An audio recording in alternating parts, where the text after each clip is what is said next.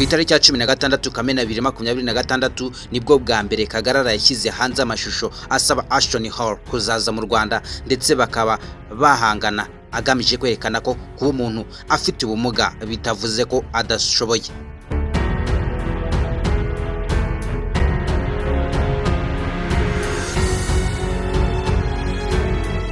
Bahaye ikaze, icyo mbibutsa no kureba iyi video yose kugera ku musozo kugira ngo tumenye byinshi kuri uyu mugabo w'umunyamerika Ashton Hall.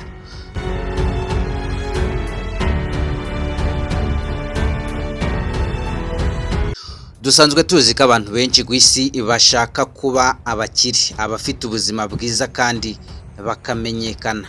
Hari abatekereza ko byose biterwa n'amahirwe, abandi bakavuga ko biterwa n'aho umuntu yavukiye, ariko hari abantu bagaragaje ko guhindura ubuzima bishobora gutangirira ku cyemezo kimwe cyo kwiyubaka. Umwe muri bo ni Ashton Hall.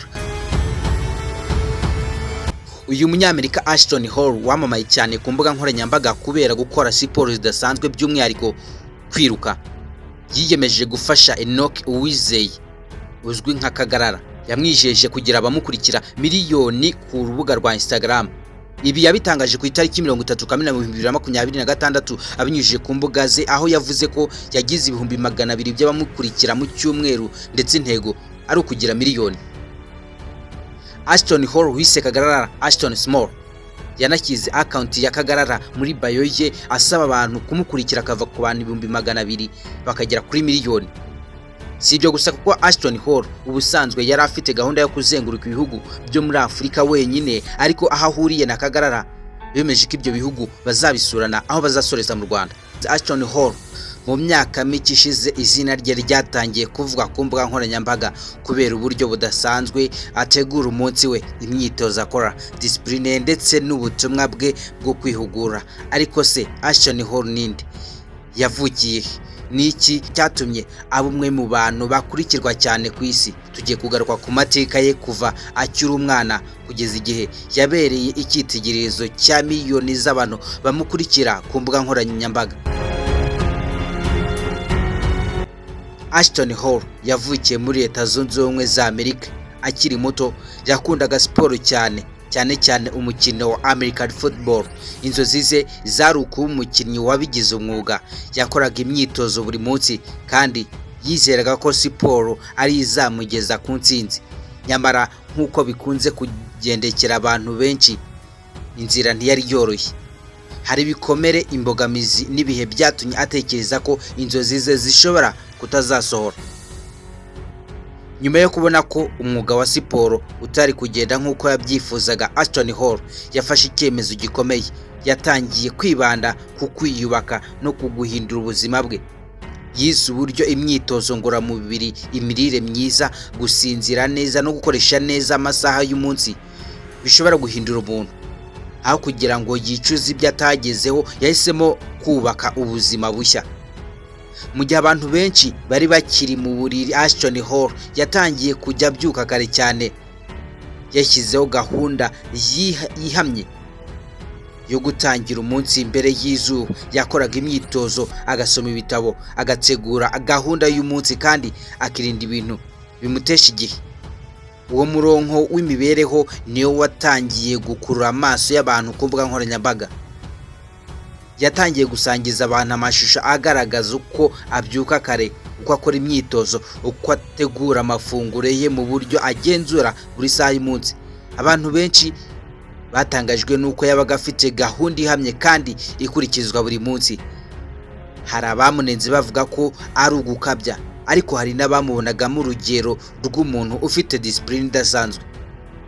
Uko igihe cyagendaga gishira, Ashton Hall yabaye umutoza ku bijyanye no kwiteza imbere. Yatangiye kuvuga ko intsinzi itangirira ku bintu bito umuntu akora buri munsi. Yashishikarizaga abantu kubyuka kare, gukora imyitozo, kurya indyo yuzuye no kugabanya igihe batakaza ku mbuga nkoranyambaga.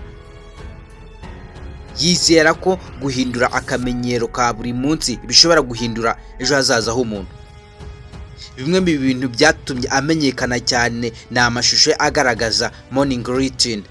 Muri ayo mashusho abantu babonaga uburyo buri gikorwa cyari gifite igihe cyacyo. byatumye benshi bagerageza gukurikiza iyo gahunda naho abandi bakajya impaka ku buryo bishobora cyangwa se bidashoboka gukurikizwa.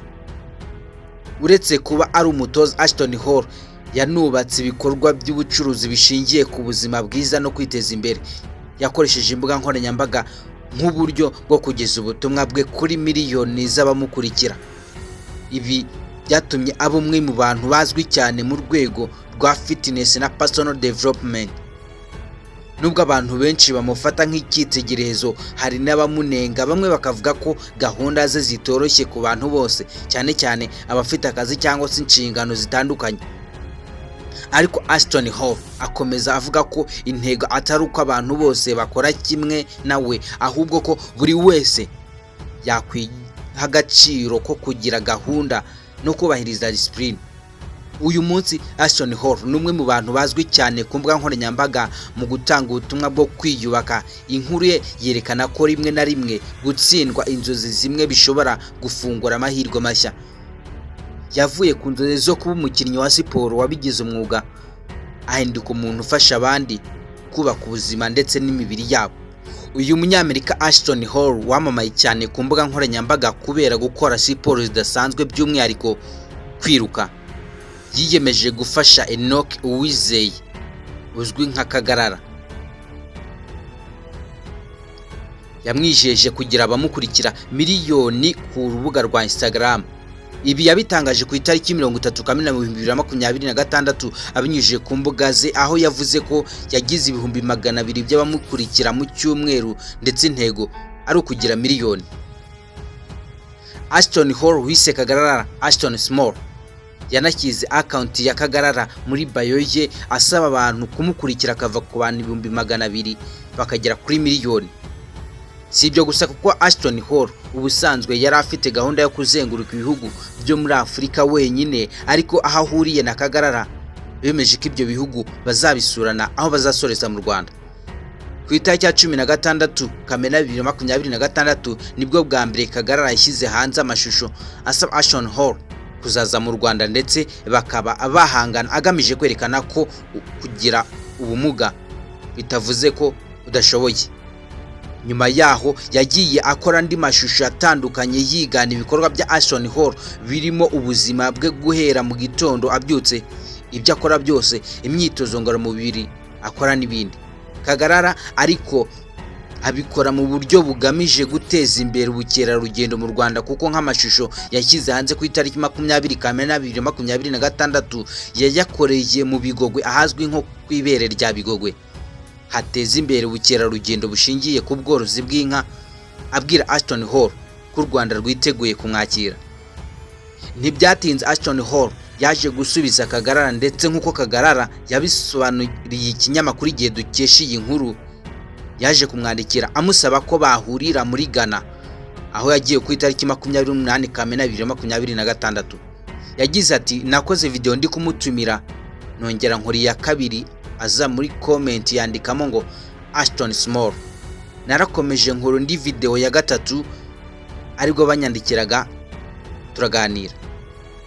Amaze kugerayo bakoranye ibikorwa bitandukanye birimo kurushanwa gukora ibikorwa bitandukanye birimo gukora push up, basura ibikorwa bitandukanye nko kujyana muri gym, kujyana kureba uko ubuzima bwabo buhagaze kwa muganga, gukinana umukino wo gutera amakofi, boxing n'ibindi. Aha niho bemereje ko ingendo zisigaye bazazikorana nk'uko Kagarara yabitangaje. Yagize ati mwambonye muri Ghana, ariko ntabwo ariho urugendo ruhagarariye, hari ibihugu tuzajya tuzenguruka, muzagenda mumbona. Nitumara kuzenguruka bimwe, gahunda ni ukuza mu Rwanda. Ntabwo igihe cyo kuza mu Rwanda cyari cyemezwa, ariko nitumara kuzenguruka bimwe, gahunda ni ukuza mu Rwanda.